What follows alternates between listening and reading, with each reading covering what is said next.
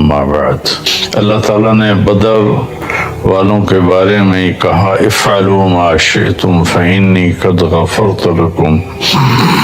اللہ کے نبی نے فرمایا کہ اللہ فرماتے ہیں اے بدر والو جو مرضی کرو میں نے تمہیں معاف کر دیا ہے۔ تو پھر اللہ کے نبی نے اپنی زبان سے جو ایک گواہی دی ان تہلک هذه العصابۃ فلن تعبد، یہ بول کبھی کسی جماعت کے بارے میں نہیں بولا گیا۔ اے اللہ اگر آج یہ جماعت ہلاک ہو گئی تو پھر قیامت تک تیرا نام لینے والا کوئی نہیں رہے گا۔ یہ 313 پر پورے اسلام کی بنیاد کو کھڑا کیا، اور ان 313 کی فتح کو اسلام کی زندگی قرار دیا، اور ان کی شکست کو اسلام کی موت قرار دیا۔ اور آپ اتنی بے قراری سے مانگ رہے تھے، آپ کی چادر آپ کے مونڈوں سے گر رہی تھی، ابوبکر صدیق آپ کے کندھوں پر چادر کو دوبارہ سیٹ کرتے وہ پھر گر جاتی۔ آخر اتنا تڑپے کہ ابوبکر صدیق نے آپ کو دونوں بازو میں ایسے لے لیا، یا رسول اللہ بس کریں، مجھے یقین ہے آپ کی دعا قبول ہو گئی ہے، اب آپ اتنا مت روئیں۔ جنگ بدر کفر اور اسلام کی پہلی جنگ تھی۔ قریش مکہ اور جناب رسول اللہ صلی اللہ علیہ وسلم کے صحابہ کے درمیان یہ پہلی جنگ تھی، اور اس میں جو عدد کا تناسب ہے وہ بڑا ہی عجیب ہے۔ پورے مدنی لشکر میں 313 جنگجو تھے، جن میں 2 کے پاس گھوڑے تھے، ایک زبیر بن عوام رضی اللہ عنہ اور ایک مقداد بن اسود رضی اللہ تعالیٰ عنہ، اور 70 اونٹ تھے، اور اس طرف 100 گھوڑ سوار تھے، اور 700 تلواریں تھیں، اور ہزاروں کی تعداد میں اونٹ تھے، اور ایک شروع میں 1300 کا لشکر تھا۔ پھر اخنس بن شریق نے راستے میں کہا کہ جب ابو سفیان کا قافلہ گزر گیا ہے تو اب واپس چلیں، تو ابو جہل نہیں مانا، تو وہ ناراض ہو کر اپنے 300 آدمیوں کو، یہ بنو زہرہ میں سے تھا، لے کر واپس چلا گیا۔ تو اس طرح پھر ان کی تعداد 1000 رہ گئی۔ قصہ یوں ہوا کہ مکے والوں نے مدینے پر حملہ کرنے کی تیاری کا منصوبہ بنایا۔ کوئی گھر ایسا نہیں بچا جس نے اپنا سامان نہ دیا ہو ابو سفیان کو کہ وہ جا کر بیچیں شام میں اور وہاں سے ہتھیار لے کر آئیں۔ تو ٹوٹل جو سونا جمع ہوا وہ 262 کلو تھا، 62.5 کلو، 50,000 دینار۔ تو 1 دینار 30,000 کا ہوتا ہے، تو 50 ضرب 30,000 ہو تو یہ کوئی 15 ارب روپیہ بنتا ہے۔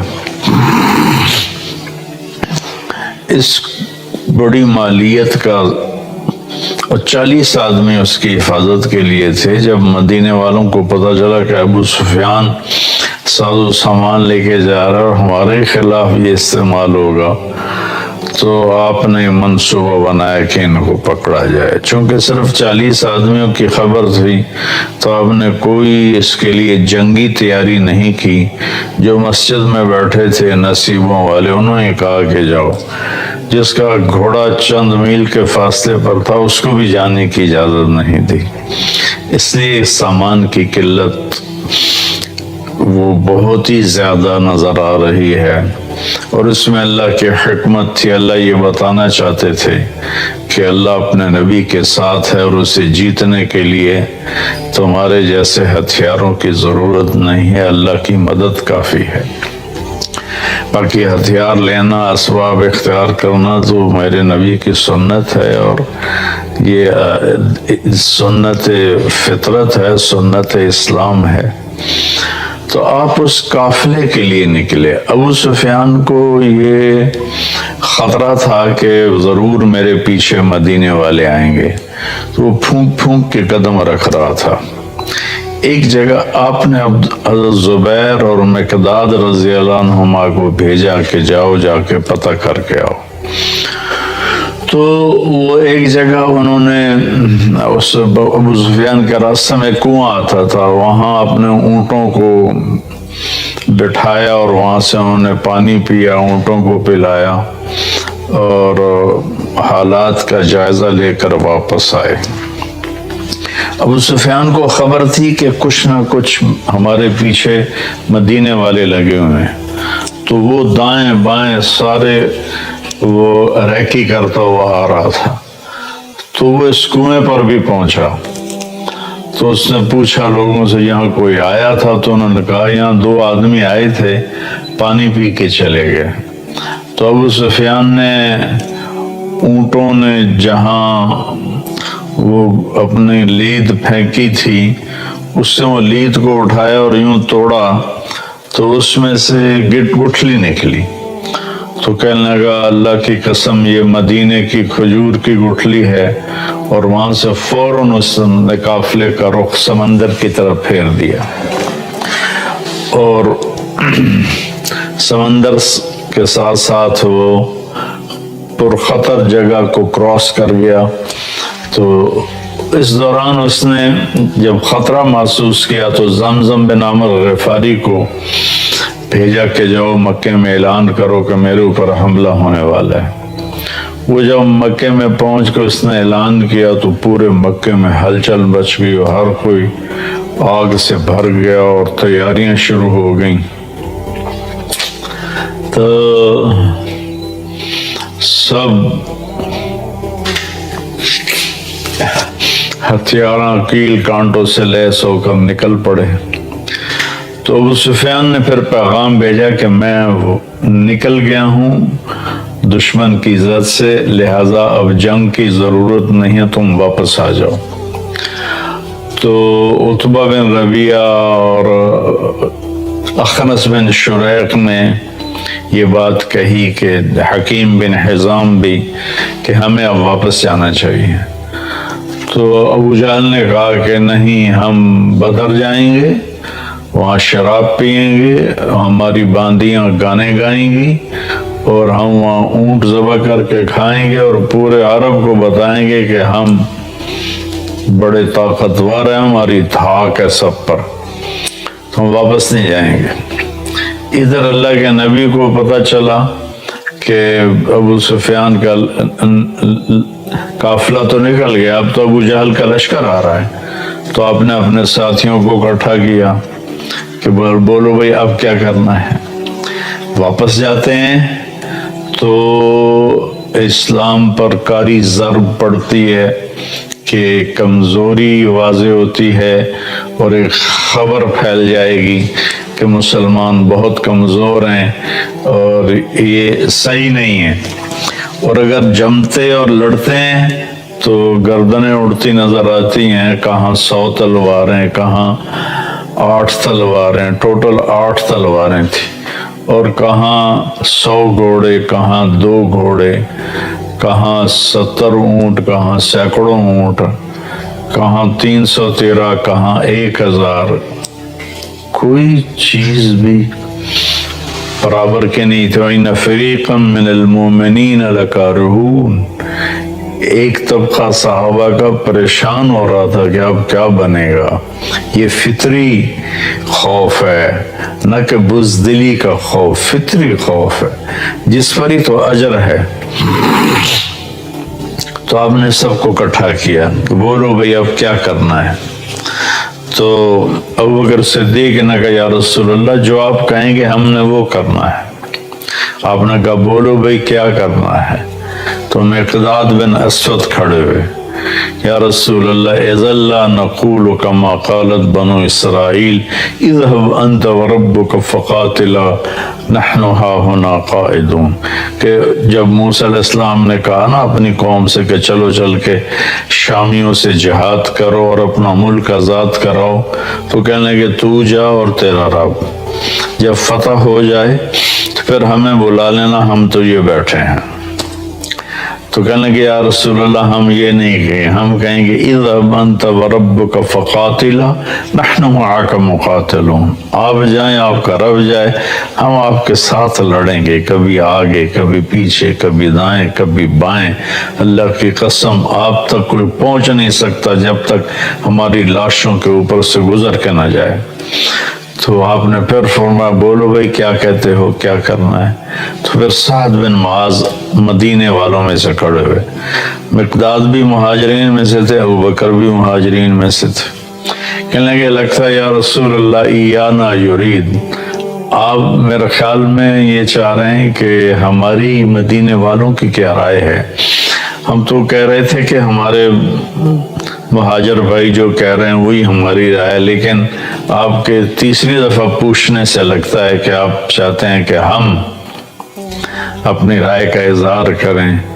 تو آپ نے اس پر یعنی آپ نے اس پر سر ہلایا کہ ہاں، تو آپ نے تو وہ عرض کرنے کے یا رسول اللہ ہم نحن آمنا بک وصدقناک بما جئت بہ وہو الحق، ہم آپ پر ایمان لائے اور ہم نے اس بات کو آپ کی تصدیق کی، آپ کو سچ جانا کہ جو کچھ آپ ہمیں کہہ رہے ہیں آسمان کی خبریں وہ ساری حق ہیں اور سچ ہیں، اور ہم نے آپ پر اس کو عہد و پیمان دیا یا رسول اللہ سالم من شیتا وحارب من شیتا وقتا حبال من شیتا، یا رسول اللہ جس سے صلح کرنی ہے ہم تیار ہیں، جس سے لڑنا ہے ہم تیار ہیں، جس سے تعلقات کے رسیوں کو توڑنا ہے ہم تیار ہیں، لو امرتنا ان نخوض البحار لخوضناہ ولم يتخلف منا رجل واحد، اگر آپ مدینے والوں سے فرمائیں گے کہ سمندر میں کود جاؤ تو اللہ کی قسم ایک بچہ بھی پیچھے نہیں رہے گا۔ سبحان اللہ، کیا لوگ تھے، اللہ سے سودا کر گئے۔ لو امرتنا ان نضرب اکبادنا الى برق الغماد لفعلناه ولم يتخلف منا رجل، آپ ہمیں برق غماد یمن کا پہاڑ ہے، اگر آپ ہمیں فرمائیں کہ اپنے اونٹیوں کو رخ پھیر دو برق غماد کی طرف تو ہم اپنی اونٹنیوں کی لگامیں نکیل چھوڑ دیں گے اور پیچھے مڑ کے نہیں دیکھیں گے کہ کیا ہوتا۔ اس پر آپ کا چہرہ ایسے گلنار ہو گیا، انار کی طرح کھل اٹھا، اور آپ نے کہا اب اللہ کی مدد آ گئی، اب اللہ کی نصرت آ گئی۔ جب مدینے سے چلنے لگے تو اس وقت حضرت عثمان رضی اللہ تعالیٰ عنہ کی اہلیہ، آپ کی بیٹی حضرت رقیہ رضی اللہ تعالیٰ عنہ بیمار تھی، ان کو چیچک نکلی ہوئی تھی،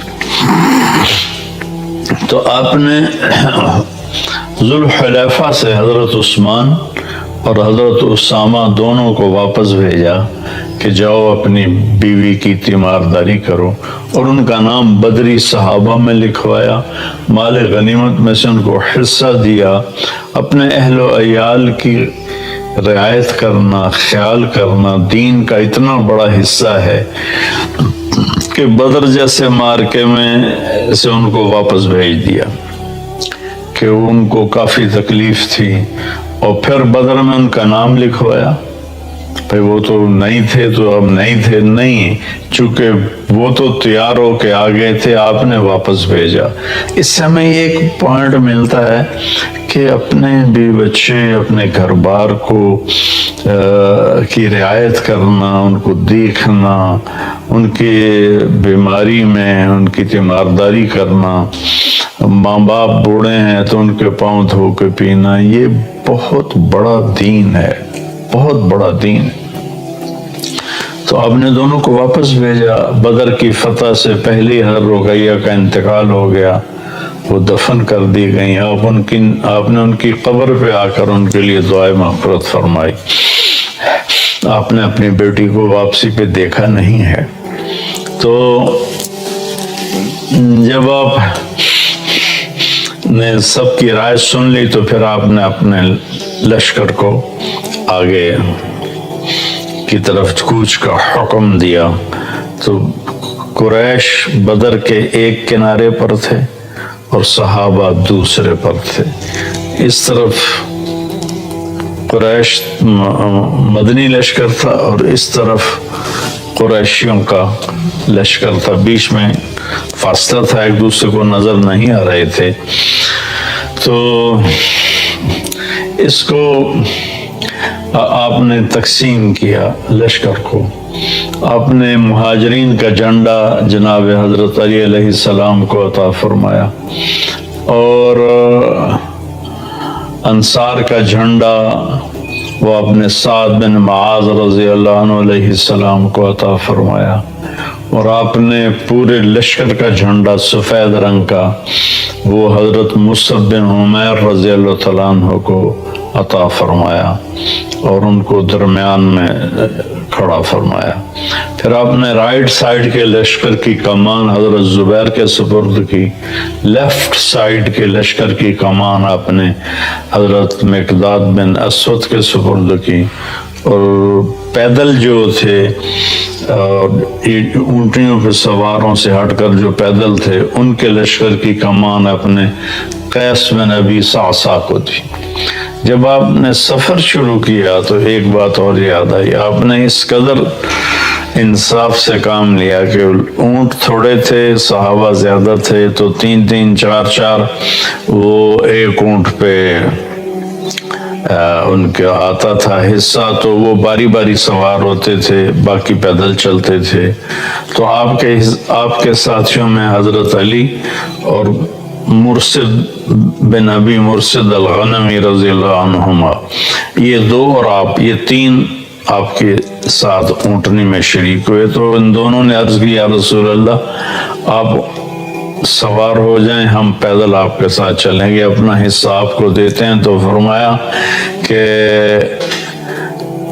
مجھ سے زیادہ تم طاقتور نہیں ہو اور اجر کا میں تمہاری طرح ہی محتاج ہوں، میں اپنی باری پہ پیدل چلوں گا۔ چنانچہ اس طرح آپ سفر کر کے بدر کے قریب پہنچے، اور رات کو پھر آپ نے یہ دعا مانگی۔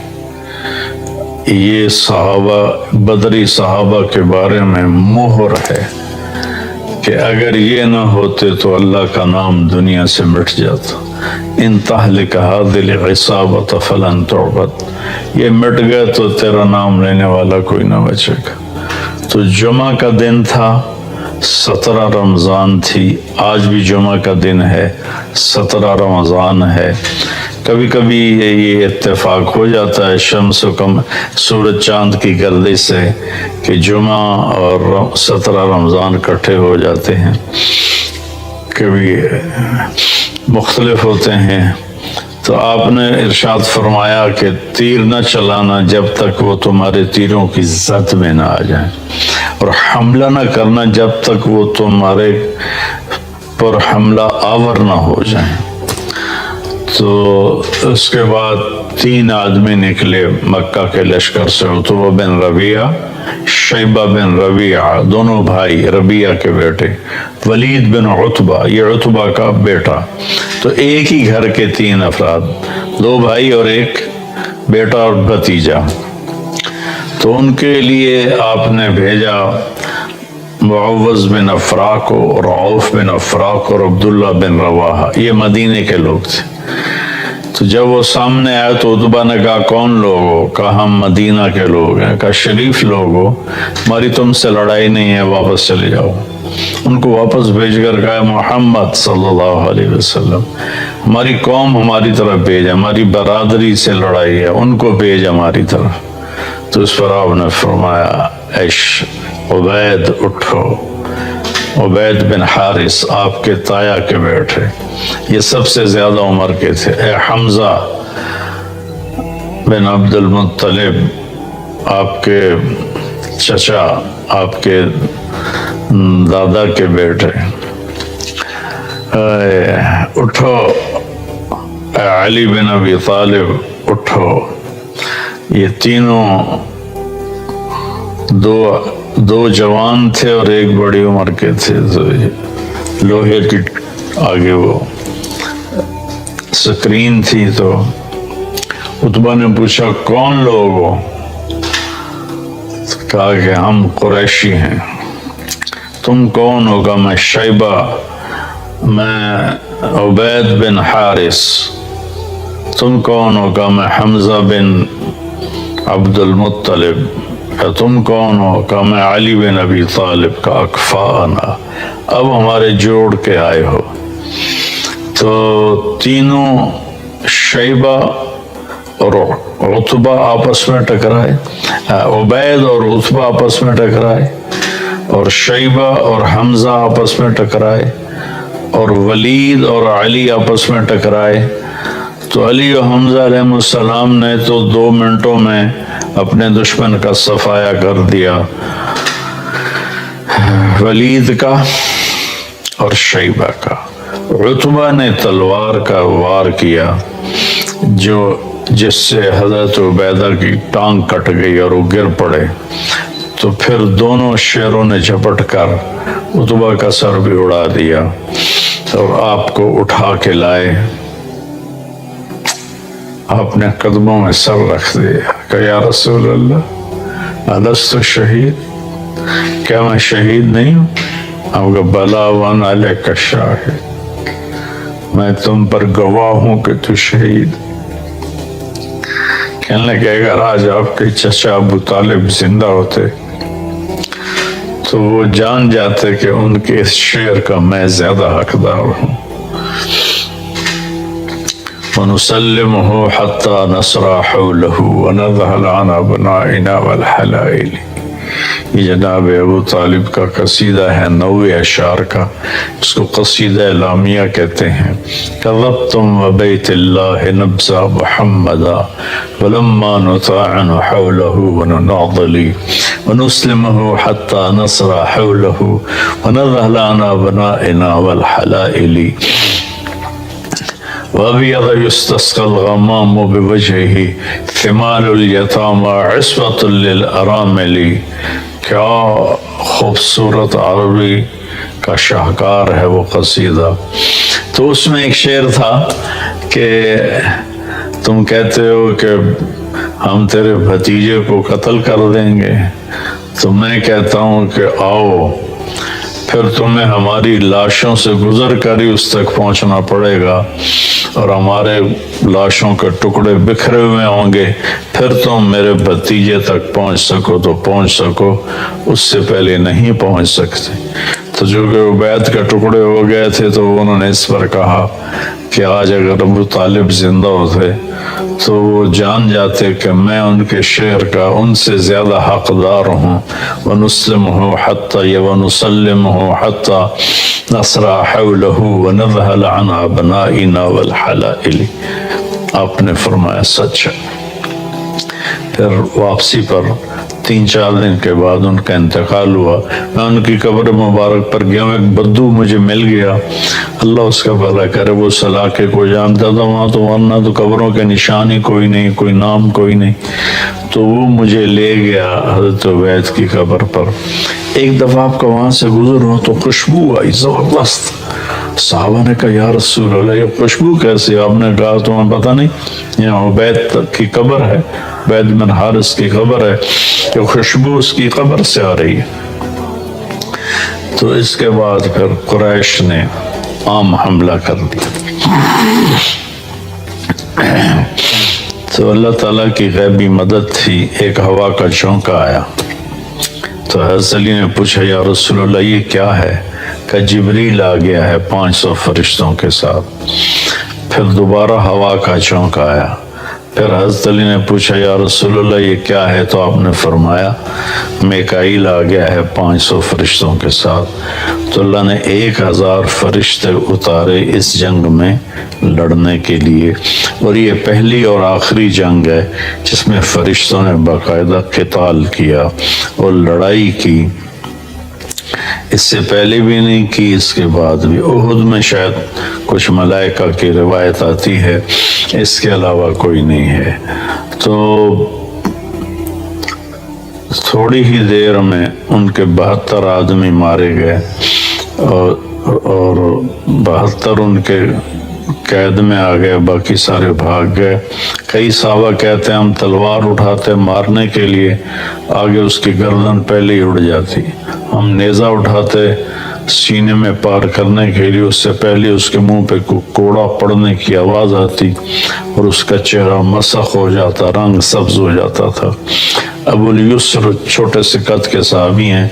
حضرت عباس کا قد اتنا بڑا تھا، گھوڑے پر بیٹھتے تھے، پاؤں زمین پر لگتے تھے، ان کو باندھ کے لے کے آ رہے تھے۔ عباس رضی اللہ عنہ شرمندہ، تو جب ان کو پیش کیا تو حضرت تو ہمارے نبی حیران ہو کر دیکھنے لگے کہ ابو الیسر عباس کا چچا یہ کیا؟ کہا یا رسول اللہ، مجھے اس نے نہیں پکڑا، مجھے کسی اور نے پکڑا ہے، زمین آسمان کے درمیان وہ کھڑا تھا، اس نے میرے ہاتھ مروڑ کے باندھ کے مجھے رسی اس کو دے دی، وہ تھے جبریل۔ تو ابو الیسر کہنے لگے نہیں یا رسول اللہ میں نہیں پکڑا ہے۔ تو آپ نے کہا چپ کر، ایدک اللہ بملک کریم، فرشتے نے تیری مدد کی ہے۔ تو اللہ تعالیٰ نے اس جنگ میں ابو جہل، توبہ توبہ، تو حضرت معاذ اور معوذ دونوں بھائی تھے، انہوں نے جا کر ابو جہل پہ وار کیا اور اس کی ٹانگ کاٹ دی۔ ٹانگ کاٹی تو وہ گر گیا، گھوڑے پہ سوار تھا۔ تو اکرمہ آپ کے ایک بعد میں ایمان لے آیا رضی اللہ تعالیٰ عنہ، انہوں نے پھر معوذ کی کندھے پہ وار کیا تو ان کا ہاتھ ایسے لٹک گیا، تو انہوں نے ہاتھ کو اٹھا کے پیچھے کر لیا اور لڑتے رہے۔ پھر کہنے لگے وہ ہاتھ مجھے تنگ کر رہا تھا تو میں نے پاؤں کے نیچے دے کے دبا کے کھینچ کے پھینک دیا اور پھر لڑنا شروع کر دیا۔ میں پڑھتا ہوں تو میرے رونگٹے کھڑے ہو جاتے ہیں، میں تو سوئی چبھ جائے تو ہماری حال ہی داڑے ہوتی ہے، اور وہ پورا پاؤں ہاتھ کھینچ کے پھینک دیا۔ حضرت عثمان کے زمانے میں ان کا انتقال ہوا، تو وہ گرا تو اس کو انہوں نے زخمی حالت میں چھوڑ دیا۔